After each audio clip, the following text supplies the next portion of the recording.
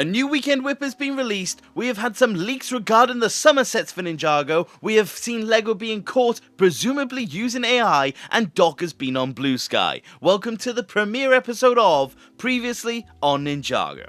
This is the hopeful beginning of a weekly series where I summarise what has gone on within the Ninjago space in the last 7 days. It will be releasing every Saturday, and I hope you guys enjoy it as much as I do. I'm going to try my best to keep us up to date with Ninjago events, so you guys also are aware of it. But let's get into what has happened. Debatably, the biggest thing that has come out has definitely been the 15th anniversary variant of the Weekend Whip. This one has taken a lot of new liberties, and I definitely do think it's for the better, because this song and everything that goes with it is absolutely fantastic. This version is actually sung by the Ninjago cast, and they all take it in turns to say the different lines, sometimes on their own, sometimes together. Honestly, it feels like everyone did get a spotlight within this video, and it is chocked full of references. We see the return of so many things that we've seen within the course of the last few years of the show. We've seen the elemental mechs, we see Garmadon return, the mailman, Nelson, Masako, we see Ninjago City, 4 weapons, the Samurai X cave. There is so much within this, and I really do appreciate how much detail they put into it. But whilst all of these previous references are absolutely amazing to see, there was a lot of new stuff in there as well that is definitely worth note. A lot of the things that we either have seen maybe at some point but briefly, but also things that are completely new. We have seen the likes of Jay's Dragon's Rising Spinjitzu, which is such a nice addition. We did see it in the Dreams crossover, but to see it actually within Ninjago was definitely a sight to behold. We also got our first look at what Wu Spinjitzu actually looks like in Dragon's Rising. Seeing the golden tornado in the new Dragon's Rising form was really cool to see. The closest we got to it was Aaron, but there are some small differences, and I do appreciate the fact that they did give us this. But it's not even just that, this music video also had the reveal of some other aspects of Ninjago that are coming down the line. We got to see what the Legacy Lloyd Titan mech is presumably going to look like. That is a really cool addition, and I'm glad that it actually is being actualized within the show. We also got to see this red vehicle here, and presumably it is going to be what we actually know from the set leaks, but more on that later. But the thing is that there is just so much to this video, and I could carry on forever. We get to see the return of some villains for this music video. We get to see Garmadon, Asphera, and Pythor. We get to see the ninja briefly battle them, but we get to see them all celebrate with them as well. And it's not even just that. Skylar, Pixel, all of these characters are returning for this music video. It really did feel fantastic, and is definitely worth a look if you haven't done so already. I think it definitely does take its place as one of the better weekend whips. I think it's just done so much right and feels like the correct celebration for the 15th. But that was definitely the main thing that we got this week, and I'm really glad that this was the case. Next up for the week, I did note earlier that there was a mysterious red vehicle from this music video, and I think people have figured out where this has actually come from, and that is to do with the final Legacy set of the year. It was recently leaked, and I think we now know what it is. We have seen in a handful of leak lists that it seems to be that the final Legacy set of the year is actually going to be the X1 Ninja Charger, and this seemingly is going to be what it looks like. It follows the general themes of the vehicle, definitely taking a lot of liberties, but it does make sense to believe that this is going to be what it looks like. And obviously, it is a big departure, and I do think it's going to be quite divisive amongst the community. I definitely think this thing looks cool. I think there's a lot of really fun aspects to it. I'm just very much questioning if it is actually the X1 Ninja Charger. If it is, I don't think I'm going to be overly mad. I just don't like the fact that it's the X1. But that wasn't the only set leak that we actually got. Of course, we did actually get a full list of what the sets could actually be, but I'm not going to cover that yet until we get official reveals. But there are 2 things that we have a little bit more of information on. We know about a transforming dragon mech set that's going to have 821 pieces, and it's supposedly a wildfire set. This is really interesting to note, and I do think it could be interesting to see, but I'm definitely a bit worried when it does come to the set. A transforming jet mech is definitely reminding me of the Lloyd jet mech that we got within the Season 3 Part 2 set, and also taking some inspiration from the Rogue mech dragon. I honestly think that there's a lot of similarities there, and I'm definitely hoping this has something to make it stand out. Also that it doesn't come with the Season 2 Wildfire minifigure, but as of now, that is all we know about the set, and I'm definitely going to keep an eye on it, but I'm a little bit worried. The last thing we had in terms of new set related things, but also technically now a proper reveal, I guess, is the actual ZX Nia that we're gonna get for Legacy. This is a completely new design and is trying to be more in line with what we got with the other Ninja. A lot of people have definitely said that they take some problems with the colours. They think there should have been more red on it, and to an extent I do agree, but I really like the look of this minifigure and it's definitely a unique looking Nia.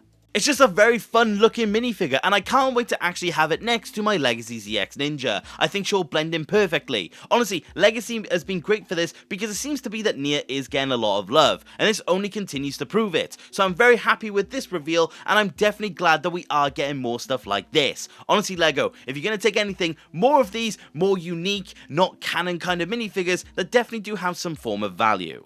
But this does bring us on to the third major story from the week, and it was from the Kai video that LEGO released. It was meant to be a summary of all of his greatest feats and all of his greatest moments within the show. But there is this really weird transition that they did do on some of the clips, and it's led to some controversy regarding the idea that they may actually be using AI. Whilst it's not been outright definitively stated, and as of the time of filming LEGO have had no comment on it, I will say that it's fairly obvious that there was some AI usage. I think it kind of comes across, especially when you do look at the Nia pose. And I'm gonna be honest, it's definitely a net negative for Ninjago. LEGO before now have stated that they are outright against the use of AI within the company, and they believe creativity is the main fuel when it does come to LEGO. But the thing is that this definitely does raise a lot of questions, and definitely does call into question what will happen later down the line. To what extent will AI be used within Ninjago specifically? Will it be used for more visuals? Will it be used for the writing? We don't really know. Of course, again, it's not confirmed that it was used, but it does feel fairly obvious. I'm just very much hoping that LEGO are against it and they do comment on the situation.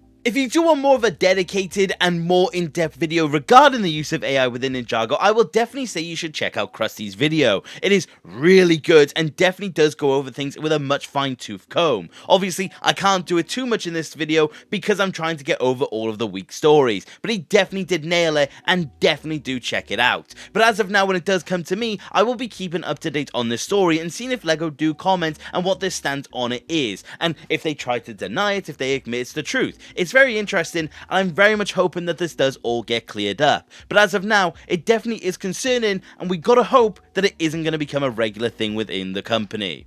But this does lead us on to the final thing for the week. Of course, with the 15th anniversary of Ninjago, Doc did go onto Blue Sky and answered a handful of questions regarding certain aspects of Ninjago. And I won't go through everything. I would recommend you, of course, go and check him out on Blue Sky and definitely give some love to him on there. But I will give some highlights to some of the things that I did find particularly interesting. The first one that came to my attention was one from a user by the name of Coslone. I'm hoping I got your name correct. But you asked whether or not the first Spinjitzu master retained his powers, and why Wu very rarely actually used creation. It's a very interesting question, and I was definitely curious to know the answer. And the answer did not disappoint, because it only leads to more questions in the best way possible. We do now know that the first Spinjitzu master still does have his elemental abilities, and Wu's creation abilities are so powerful that the cost of them seems to be quite severe. Honestly, this is a really interesting bit of lore because it definitely does describe something more than what we truly knew. It goes back to this whole point of we never really knew what creation power was truly capable of, or golden power more specifically. So this is definitely something that I do hope we learn more about in the future,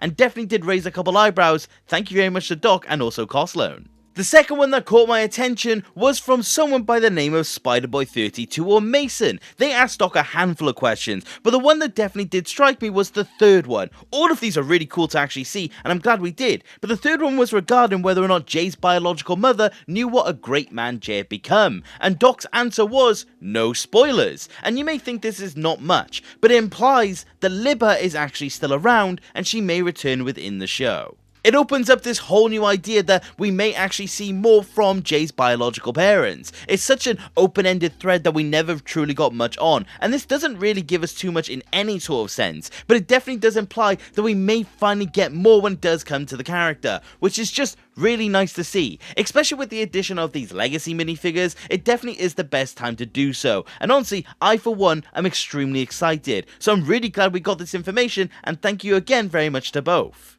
And the last highlight for me comes from a user by the name of Husos, I believe. I'm so sorry if you're somehow watching this, but you did ask a very interesting question to him, and it was related to whether or not Jay could still perform Spinjitzu based on the fact that Doc questioned why people would believe that Jay actually lost his fighting ability, and it is a very interesting box to actually open up.